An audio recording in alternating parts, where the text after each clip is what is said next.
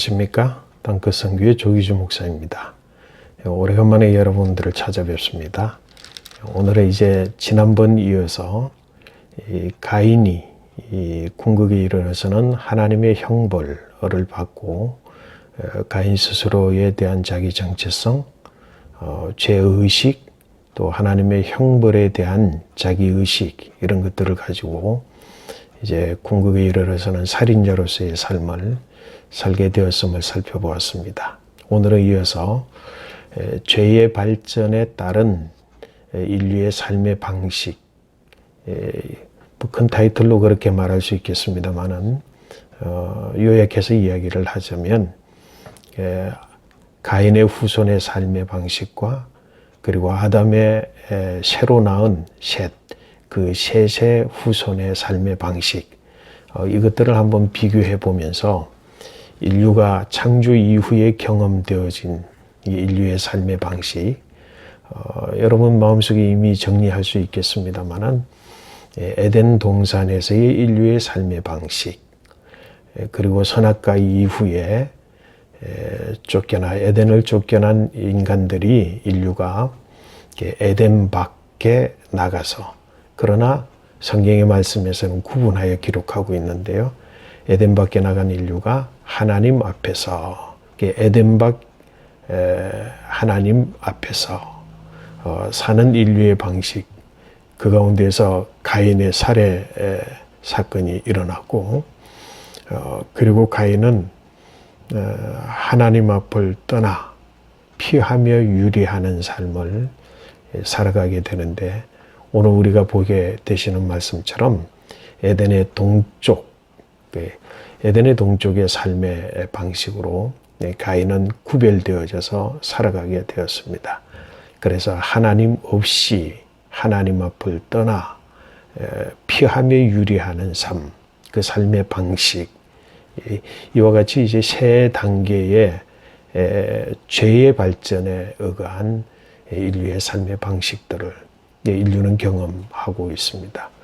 물론 이제 다음번에 최종적으로 제4의 인류의 방식에 대해서 곧 제가 이제 여러분들과 함께 나누게 될 것이지만, 오늘은 에덴에서의 인류의 삶의 방식, 에덴 밖 하나님 앞에서의 인류의 삶의 방식, 그리고 하나님 앞을 떠나 에덴 동쪽에서 사는 인류의 삶의 방식들을 살펴보면서 오늘 우리가 살고 있는 삶의 방식, 심지어는 그리스도인으로서 어떤 삶을 살아야 될 것인가에 대한 이야기들을 함께 발전시켜 나가 보도록 하겠습니다. 오늘의 본문의 말씀은 창세기 4장 16절 말씀, 가인이 여호와 앞을 떠나 에덴 동쪽 놋 땅에 거주하더니 라는 제목의 말씀입니다. 가인이 이제 하나님 앞에서 죄를 다스리라고 하는 최종적인 하나님의 명령을 어기고 죄의 다스림을 받아서 동생 아벨을 쳐서 죽이고 말았습니다. 그리고 나서는 하나님께서 주시는 형벌, 그 형벌의 내용들, 그리고 그 형벌의 내용들에 대해서 추가해서 자기 자신이 하나님의 형벌에 대하여 인식한 그 의식을 가지고 이제는 하나님 앞을 떠나게 되었습니다. 성경의 말씀을 보면 가인이 여호와께 아뢰되 내 죄벌이 지기가 너무 무거우니이다. 주께서 오늘 이 지면에서 나를 쫓아내시온즉 내가 주의 낯을 배웁지 못하리니 내가 땅에서 피하며 유리하는 자가 될지라. 무릇 나를 만나는 자마다 나를 죽이겠나이다. 이미 지난번에 살펴봤습니다만은 오늘의 삶의 방식에 이제 전제하여서 가인의 죄의식, 자기인식에 대한 이야기들을 조금 하고 진행해 보려고 합니다. 이미 말씀드린 것과 같이 이 가인은 스스로 이제는 내 죄벌이 지기가 너무 무겁습니다.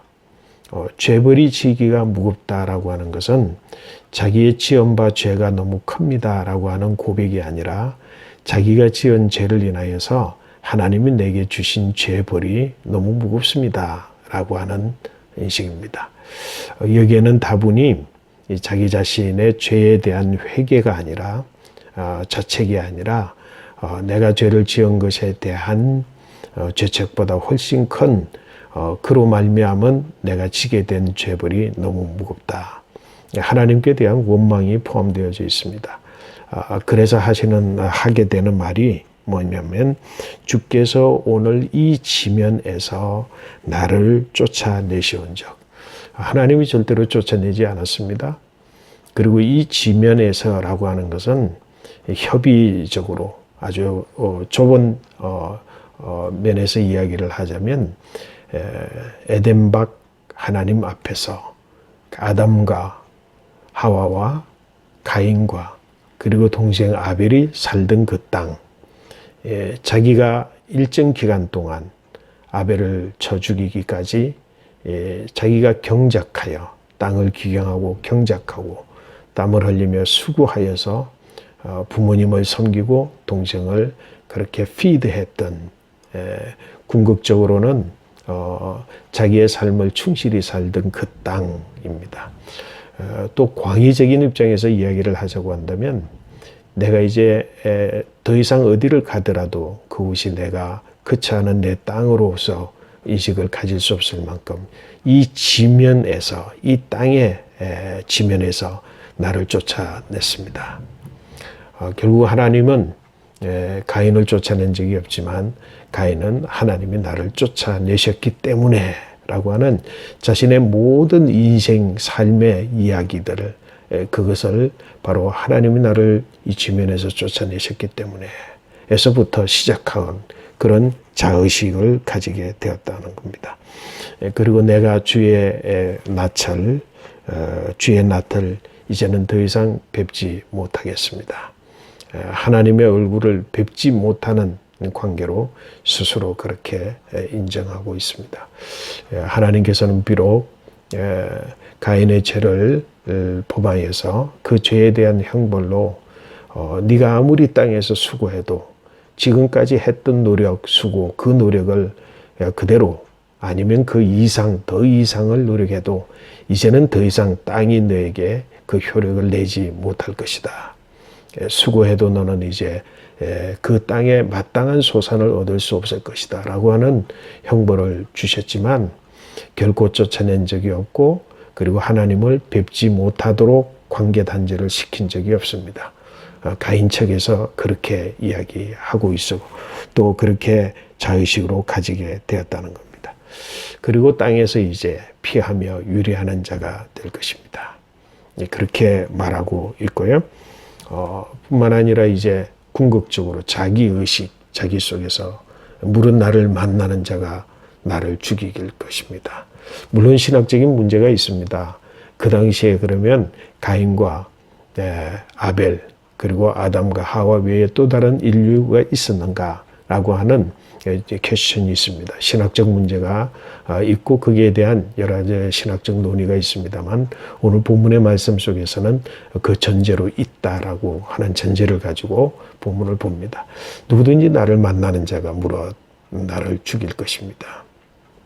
이것 또한 하나님께서 그렇게 형벌로 주신 것이 아니라 그 형벌이 아닌 자기 자신이 갖는 두려움에 대한 표현을 그렇게 하고 있습니다.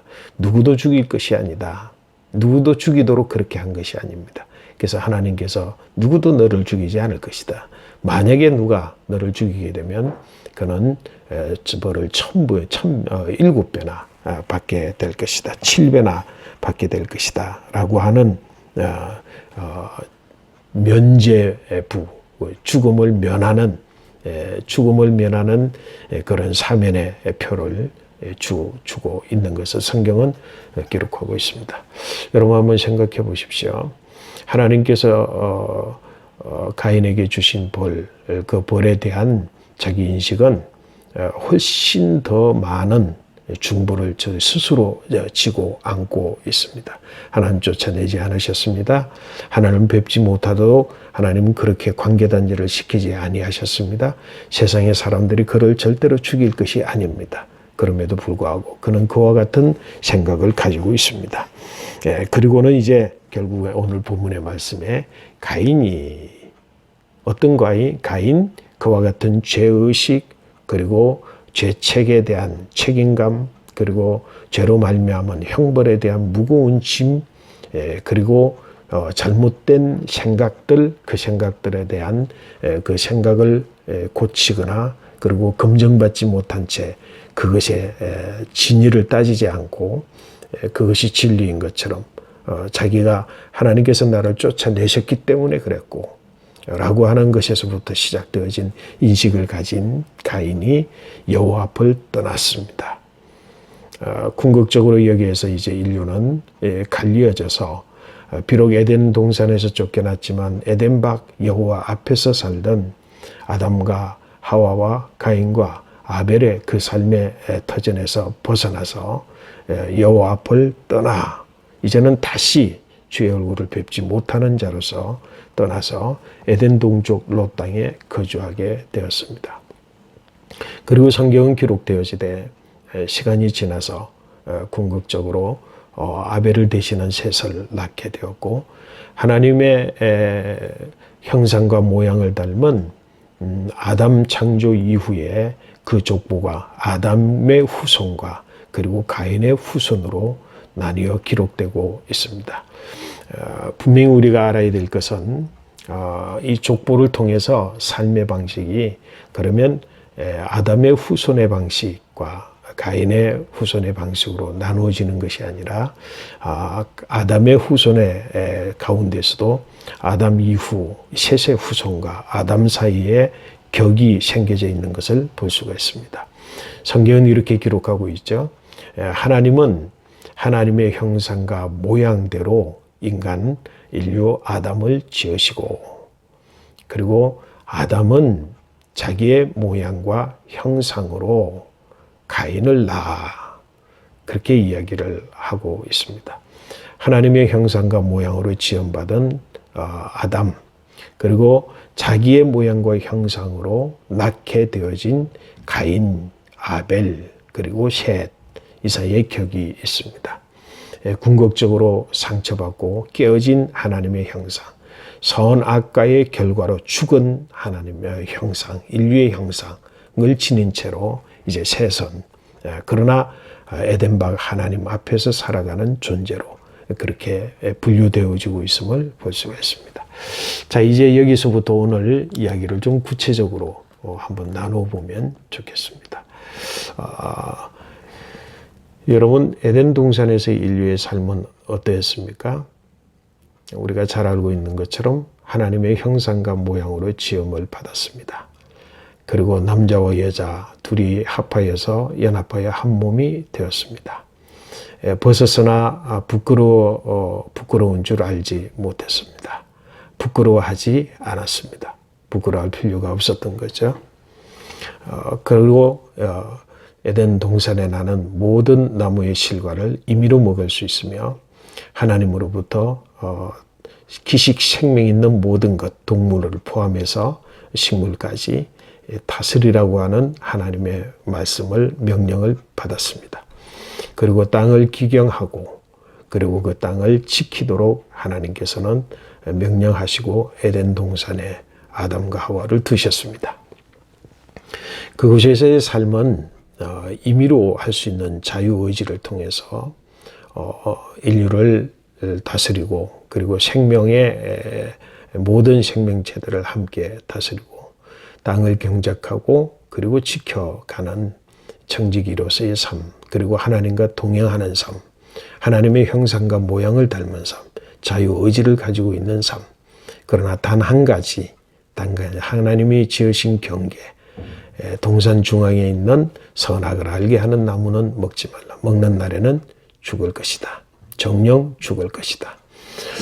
이 경계 속에 살아가는 한은 인류는 임의대로 모든 것들을 행하였습니다. 그런 삶의 방식에서 궁극적으로 사단 뱀의 유혹을 받아서 선악과를 따먹고 궁극적으로 선악과를 따먹기 이전에 이미 이 뱀과의 대화를 통해서 자신의 생각, 하나님에 대한 의구심, 또 뱀의 말을 통하여 들음으로 인하여서 생겨지는 지금까지의 삶에 보는 관점, 그것들이 바뀌어짐으로 본적 선악과의 나무가 더 이상 선과 악을 알게 하는 나무, 그래서 먹으면 안 되는 나무, 먹으면 죽는 나무가 아니라 보암직도 하고 먹음직도 하고 지혜롭게 할 만큼 탐스럽기까지 한 나무로 변질되어서 먹게 되어졌습니다.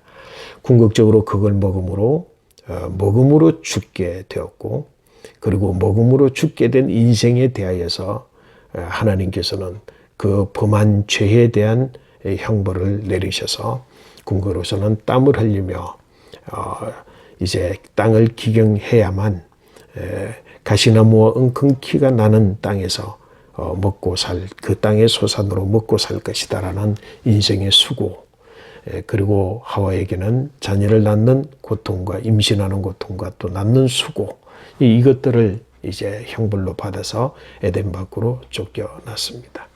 삶의 방식이 완전히 달라진 것이죠. 그러나 분명하게 하나님이 말씀하신 것과 같이 땀을 흘리며 수고하고 경작하는 대로, 비록 가만히 두면 땅은 가시나무와 엉겅퀴를 낼 것이지만, 그러나 그것들을 제하고 기경하는 대로 그 땅의 소산을 먹을 수 있는 만큼 인생의 삶의 방식은 그렇게 되어졌습니다. 그 가운데서 죄의 소원은 누구에게든지, 가인에게뿐만 아니라 그리고 아벨에게까지, 그리고 아담과 하와까지도 죄의 소원이 마음속에 있습니다. 그 죄의 소원과 그리고 선악과를 따먹은 인생의 결과는 무엇 보암직하고 먹음직하고 지혜롭게 할 만큼 탐스럽기까지 한 본질이 아닌 가짜, 진짜가 아닌 가짜가 진짜인 것처럼 판단하고 그렇게 생각하게 되는, 받아들이게 되는, 결론 내리게 되는 그런 인생을 가지고 살아가고 있습니다. 그럼에도 불구하고 죄를 다스릴 수 있는 그런 인간의 권위, 영적 권위를 두고 살아가고 있습니다. 그런데 이제 가인이 궁극적으로 자기의 판단에 의해서, 하나님은 재물을 선물이라고 말씀드렸죠. 선물을 받는 것도 하나님의 뜻, 받지 않으시는 것도 하나님의 뜻인데, 가인은 뭐라고요? 받으면 하나님의 뜻, 받지 않으면 하나님의 뜻 아닌 것으로 판단하고 결론 내려서 궁극에 대해서는 분노하여서 안색이 변할 정도로, 하나님께서는 내가 어찌하여 분하여야 하느냐, 선을 행한다면 분할 일이 없다라고 말씀하셨음에도 불구하고, 그리고 그 죄를 다스리라고 했음에도 불구하고 문 밖에 있는 죄를 다스리지 못한 채 자신의 마음속에 있는 죄의 소원의 노예가 되어서 결국은 죄가 자기를 다스려 그 죄의 의지에 따라서 뜻을 쫓아서 아벨을 살해하게 되는 그런 일들이 벌어지게 되었고, 궁극적으로는 하나님 앞을 떠나 이제 에덴 동편, 동쪽 노시라고 하는 곳에서 정착하여 살게 되었습니다. 그 이후에 성경은 이제 가인의 후손과 아담 후손, 곧 이어서 셋의 후손에 대하여서 족보를 기록해 두고 있습니다. 이 족보 중에 저는 오늘 이제 여러분들과 함께 이야기를 나누려고 하는데요. 셋의 후손의 삶을 기록하고 있는 족보의 내용, 거기는 아주 단순합니다. 여러분 지금부터 잘 한번 생각해 보시기 바랍니다. 메시아의 아들을 또는 딸을 누구를 낳고, 그리고 메시아를 향유하고, 그리고 죽었더라. 메시아에 죽었더라. 라는 이야기입니다. 메시아라고 하는 것이 중요하게 기록되어져 있고, 자식을 낳았고, 그리고 몇 년을 더 향유했고, 죽었고, 라고 하는 것으로 기록하고 있습니다. 향유하는 삶입니다. 자식을 낳는 삶입니다. 그래서 자녀를 낳고 그리고 몇 년을 향수하고 죽었다. 여러분, 향유한다라고 하는 누린다라고 하는 것이죠. 하나님이 정해두신 하나님의 인류의 법칙, 자연의 법칙 속에서 하나님 베풀어 주시는 은혜, 또 자연이 베풀어 주는 은혜, 그리고 자신이 수고하고 노력하는 대로 주어지는 땅의 소산, 이런 것들을 통해서 인생의 삶을 누리면서 살아가는 삶이었습니다. 이미 주어진 은택들을 누리면서 그것을 즐기면서 또 그 속에서 풍요를 누리면서 그 속에서 자족하면서 그렇게 살아가는 삶의 방식이 바로 셋의 후손들의 삶의 방식입니다. 그런데 대조되게 가인의 후손에 가보시면, 성경에 보시면 에덴의 동편 쪽에서의 삶은 어떤 삶이라고 하는 건 이미 말씀을 드렸습니다. 하나님 앞을 떠났습니다. 하나님 없이입니다. 땅을 갈아도 땅이 이제는 그 효력을 더 이상 주지 않습니다. 하나님 없이 자신들이 주인이 되어 삶의 방식을 만들어가는, 개척해가는 그런 삶의 방식을 이루고 있습니다. 여러분 기억하고 있는 것처럼요, 모든 문명의 발전이 에덴 동쪽에서부터 시작되고 있음을 볼 수가 있습니다. 철을 만드는 조상, 기계를 만드는 조상이죠. 음악을 만드는 조상, 성을 쌓기도 하고요. 그리고 목축업을 하기도 하고요. 이런 등등의 모든 것들의 인류 문명의 조상들이 바로 에덴의 동편의 삶에서 시작되어지고 있는 것을 우리는 성경을 통해서 볼 수가 있습니다. 분명하게 거기에 보면은 가축을 기르는 자의 조상 야발이죠. 그리고 유발은 수금과 퉁소를 잡는 모든 자의 조상, 실라와 두발 가인, 그들은 구리와 쇠로 여러 가지 기구를 만드는 자, 그들의 조상, 이와 같은 인류 문명의 조상들이 거기에 나고 있습니다. 여러분, 가인의 삶의 방식의 특징적인 것이 뭡니까? 셋의 삶의 방식은 자연이 주는 혜택의 삶을, 우리는 보통 인류가 이야기할 때에, 인류 발전을 이야기할 때 1차 산업이라고 이야기할 수 있나요? 채집생활, 자연이 주는 것들을 내 인간의 최소한의 수고와 노력을 통해서 취하여서 그것을 먹고 마시고 그리고 삶을 누리게 되는 것. 그렇다고 한다면 이제 2차 산업이라고 하나고요. 산업을 만들죠. 그것은 뭐냐면 자연이 주는 산업을 개발하지 아니하고 직접적으로 그것을 그대로 굽고 먹는, 요리하여 먹을 수 있는 방식으로 만들어서 그때는 처음에는 그냥 먹겠지만 방식으로 해서 굽거나 그리고 삶거나 해서 먹는 그 1차적 관계를 뛰어넘어서 땅이 아닌 땅으로부터 되어지는 모든, 자연이 아닌 자연으로부터 주어지는 모든 것들, 물질이죠. 그 물질을 인류의 지성을 포함을 해서 발견하고 발명하고 창조해서 종합해서 그것을 뭔가 결과물을 만들어내는 2차 산업 부분들, 이제 그렇게 삶을 방식을 살아가는 것이 바로 가인의 삶의 방식이 되었습니다. 물질을 사용해서 제2차적 창조를 하고 있는 것입니다.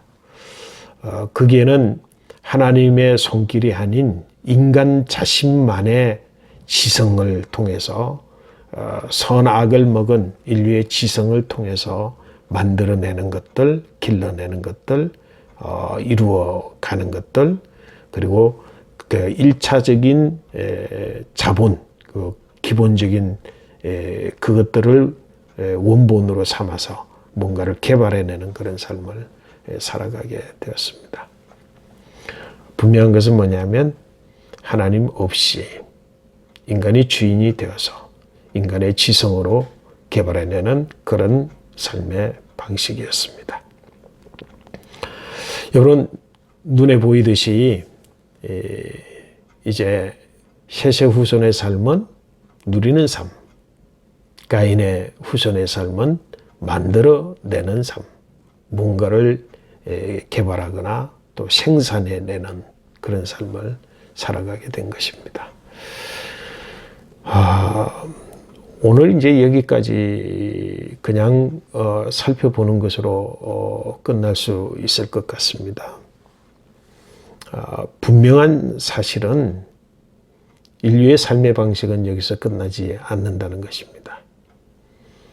그리고 오늘 우리가 살아가고 있는 삶의 현장에 이와 같은 방식은 분명하게 구별되어져서 진행되고 있다고 하는 것입니다. 여러분 한번 생각해 보십시오. 여러분은 무언가를 하나님의 은혜라고 생각을 해서 누리면서 살아가는 삶인가요? 아니면은 내가 수고하고 내가 노력해서 생산하고 만들어내서 자본을 창출하고 그리고 무언가를 물질을 생산하고 그리고 소득을 얻어서 내가 열심히 수고해서 하나님 없이 살아갈 수 있는 그런 존재로 살아가고 있는가요? 실제 가인에게는 이제는 더 이상 하나님과는 상관이 없습니다. 상관이 없는 그런 삶을 살아가게 되는 것입니다. 하나님 없이 하나님을 떠나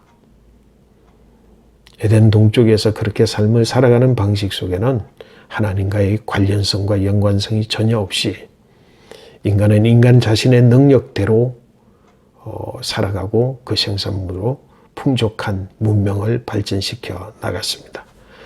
찬란한 문명을 가지고 그리고 찬란한 성과를 이루면서 발전해 가고 있습니다. 지성의 끝이 어디일지 판가름할 수 없을 만큼이나 놀라운 과학적 발전들을 이루어가고 있습니다. 오늘 크리스찬들이 과학은 하나님과의 반대편이라고 생각하는 경향이 있는 것 같습니다. 정말 그럴 것인가? 라고 하는 문제. 하나님 없이 살아가는 인생들에게만 과학이 필요한 것인가? 라고 하는 문제. 궁극적으로 이르러서는 인류의 삶의 방식은 이와 같이 영원히 분리되어져서 두 삶의 방식으로 인류 역사를 이루고 성취해 가고 있는가? 라고 하는 것에 대한 질문. 이런 질문들을 오늘 제기하는 것으로 오늘 강의가 마무리될 것 같습니다. 여러분 예상해 두고 있지만 제4의 인류의 삶의 방식, 우리 이제 거기 앞에 직면하게 되는 성경의 본문을 읽어가게 될 것입니다. 오늘 분명히 말씀을 드리고 싶고 또 정확하게 규정 지어야 될 것은 뭐냐면 하나님 앞에 에덴 동산 밖 하나님 앞에서의 삶의 방식과 그리고 하나님 앞을 떠나 유리하며 피하며 유리하는 삶의 방식으로 하나님 없이 인류가 지성의 주인이 되어서 선과 악의 판단의 주인이 되어서 생산하여 그리고 발전하고 문명을 개발시키고 그 문명의 주체가 되어서 살아가는 인류의 제3의 방식. 여기에 대한 이야기들, 그 구분점은 무엇이었는가? 하나님 앞을 떠나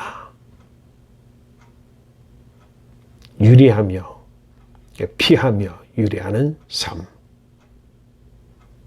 궁극적으로 하나님 앞에 있던 셋의 후손들 가운데서도 일정 기간 하나님을 부르지 않던 기간이 있었음을 성경은 암시해 두고 있습니다. 후대에 에노스를 낳게 될 때 비로소 그들이 하나님의 이름을 다시금 부르게 되었습니다. 아벨의 죽음 이후에 일정 기간 동안 그리고 그 셋을 대신해서 주어서 셋의 후손의 일정 기간, 그 기간 동안 삶의 고통이 있었지만 그러나 하나님 앞에서 여전히 누리는 향유하는 삶을 살아가는 두 가지의 방식. 여기에 대한 이제 인식을 두고 우리 다음 강의에서 만나 뵙도록 하겠습니다. 감사합니다. 오늘도 좋은 날 되시고 승리하시기 바랍니다.